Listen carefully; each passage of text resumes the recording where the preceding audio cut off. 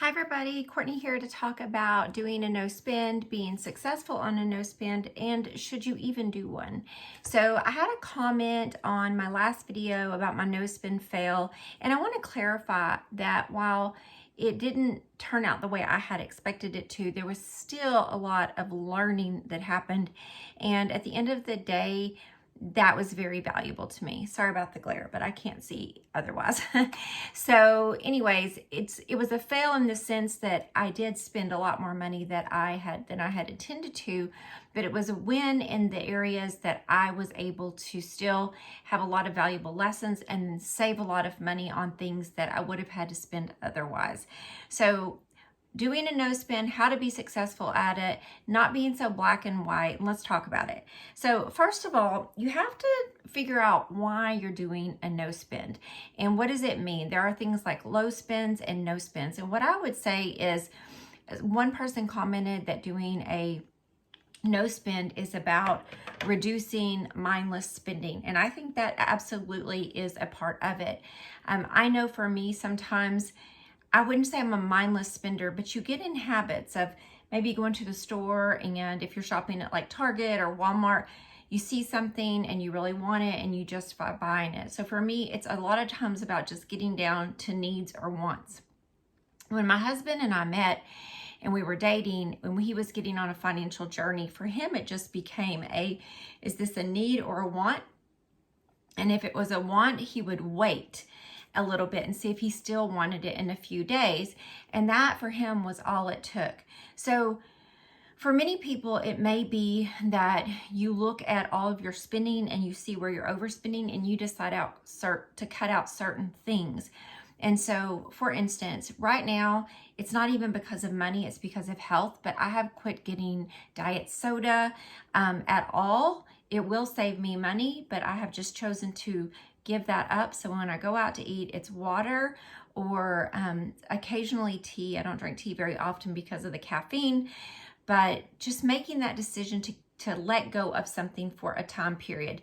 And this kind of brought me back around to thinking about Lent and how during Lent, if you're a Christian, you give up something for the purpose of doing something else. So you might give up a habit that allows you to expand space to worship or pray or have more time with your study, your scriptures, things like that. So when you're doing a no spend, it's generally, there's a reason behind it.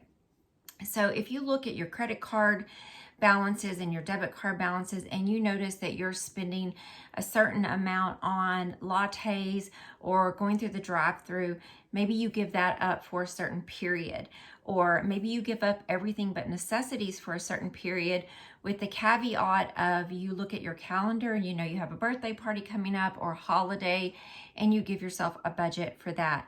So if you are really struggling with your finances and things like that, what I would recommend is that you only do a no spend. You start out with one day and you look at a day of the week where you don't have anything planned, and you will catch yourself looking at Amazon or wanting to go into TJ Maxx or Target or something like that, and you plan not to spend that day. Maybe you eat at home, you pack your lunch. If you need gas or something like that, that's fine, to go to work, but you're not going to spend gas to go do something for fun. You're not going to go do something that you didn't plan to do, you're going to go to work or whatever. Or maybe you might go take a walk instead of going to pay to go to the movies. So you're finding also substitutions. When you're doing a no spend, you want to find substitutions for things that you generally would spend money on. And this allows for more creativity and it reduces decision fatigue, which is one reason that I do it. I tend to be a person who gets overwhelmed easily. My values, one of the things I value most in life is simplicity. I love simplicity. I love the idea of having less stuff. I love the idea of not living in clutter. I like a clean home. So all of those things for me, when a no spend means not adding clutter to my home, it means not I have guardrails where I know I'm not going to be on Amazon, or I know I'm not going to be going into Target or the shoe store or anything like that for a certain amount of time. I will say When I did a no spend for a year, there were some things I didn't think about, but my stepsister said to me, like, I bet you really learn a lot on a no spend about yourself.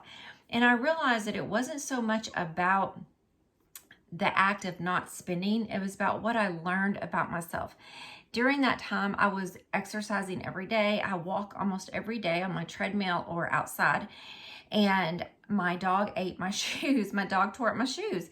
And I needed a pair of tennis shoes. And I was really struggling with, like, oh my gosh, what do I do? Because it's not like you can always just go to a thrift store and find a good pair of walking shoes. You may not be able to find a pair that are your size or that aren't, you need something that's good on your feet for that. So it just happened to be around my birthday, and my husband did go buy me a pair of those. So that might be something that you allow yourself, that caveat, It's about really being mindful of your spending. And if you don't have a why, you're not going to be successful. And I would encourage you that when you're doing a no spend, that you think about why you're doing it. If you're doing it to learn to save money or to learn about financial literacy, I think that's a great thing, because a no spend without having things like a budget, whether it's a reverse budget, which is what I do. A reverse budget is when you have a certain amount of money that goes into savings or investments, and the rest you can spend. And that's what I do. I don't keep a close eye on what I do spend. I just have a certain amount that is put into our spending money for the month that includes bills, and the rest all goes into savings. And so I've been doing that for a long, long time. In the beginning, it was harder to do that because I had a certain amount of bills, and the gap between what I made and what I spend was what I saved.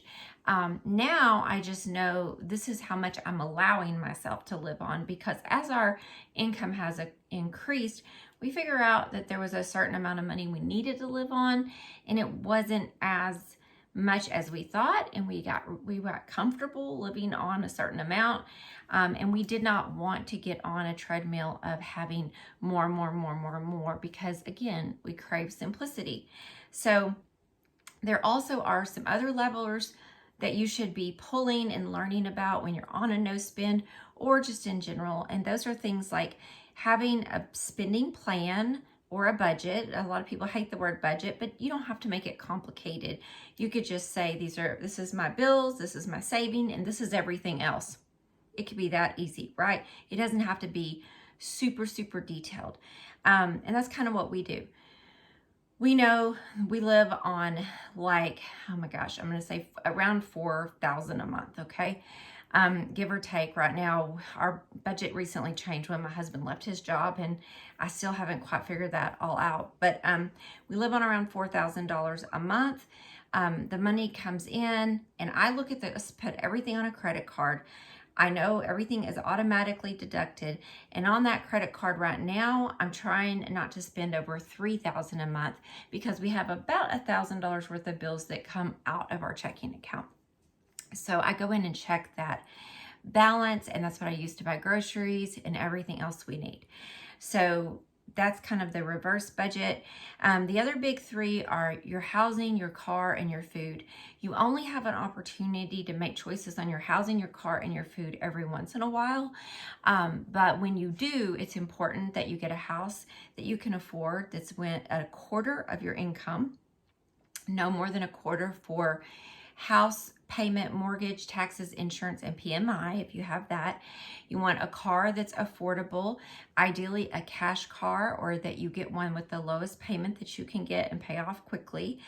And then on food, that's an area where most people can save today, immediately. So when you're doing a no spend, you might decide to do a pantry challenge during your no spend, where you try to use up what's in your pantry and make a meal plan with what you have in your house already, or buy only what you need. So like, let's say you had a bag of pasta and a bag of marinara. You might decide that you're going to have spaghetti, and I don't eat meat, so that part wouldn't apply to me. But let's say I wanted to add some lentils to it and some broccoli, and do like a pasta marinara. Can't remember what you call that with the veg, bolognese. So I would go just get the lentils and the broccoli. Food is something that most of us, if we are very careful, could get down to about $6 to $10 a day per person. We should be able to eat healthy on that amount of money. And so you might be giving yourself a little more of a budget during that time for eating. The other thing is that we want to make sure that we're not making our financial life too complex and trying to simplify our financial life as much as possible. The best way to know where we are on spending is to get your credit card statements out or your debit card statements. If you're using cash, it's a little harder. And if you're using cash, you're going to want to monitor that for a little bit about what you're spending your cash on. You might even go to a cash plan for a month where you just put a certain amount of cash in each envelope. And on the back of the envelope, you write down what you spend it on. And also using that time to come up with a debt payoff plan if you have debt. So again, there's no one that makes the rules. To recap on a no spend, you make the rules. Let's say that you have to identify if you feel like you're failing on your no spends. Where are you failing? What do you feel like you're failing on? Maybe it's that your friends want to go out on the weekend. Well, it would be okay to say, I'm going to do a no spend, but I'm going to give myself a budget, because I know that these weekend things are going to come and they're a sore spot for me. So I'm going to give myself a budget that's affordable for these things, or my family always has parties or something like that. So it's okay to have like little caveats or rules that you stick to. What you're trying to do is figure out what the gap is between what you're earning and what you're spending. I know I have a child who works in delivery, and when he's having a downtime, he goes into like TJ Maxx a lot and shops and will pick up, a $20 shirt. And I think maybe he doesn't realize how much that ends up adding up. Another thing he'll do is he eats out a lot because he's out doing delivery and it's convenient for him to eat out. So he might just set a budget for eating out for the week, or he might just have to make a plan for, is he going to have meals, and what nights is he going to eat in and what nights is he going to eat out? Looking at what days do I work, what days am I home? So we all have to look at our lives and how our lives run and not make it more complex, but make it easy. For the rest of the year, I have no future plans to do any more no spends right now, but I have done them so many times and I'm frugal already. I'm just trying to figure out how to continue to simplify my life. So for instance, this week I've been eating out of the pantry. I've been only stopping and buying what we absolutely need. We need dog food. We needed wet dog food and dog treats right now because my dogs, I have senior dogs and they have a special food. So today I made dog food and dog treats because I had some extra time and I didn't want to go to the grocery store because we live half an hour from the grocery store and I have to go to town tomorrow and Thursday. So I will do that. It's about being more mindful in your life, and no spends just kind of put the guardrails up so that you can begin to identify where the problems are. And so I would say, don't be so hard on yourself. Don't be so black and white. Just identify where your problem areas are and just address those. So for a month, maybe you give up coffee out and you make coffee at home. Maybe you take your lunch to work. Maybe you don't buy clothes for a month if that's your weak area. Things like that. That will help you begin to realize how much you're going through the drive-thru or going on Amazon. Maybe you say, I'm not going to go out and do any shopping that's not needs related. I'm only going to get needs for a month when it comes to these certain things. So, but you have to be realistic with how your life works. I hope this has been helpful to you. Thank you so much for watching. If you like this, please like and subscribe and hit that little thumbs up below. I appreciate you. Bye-bye.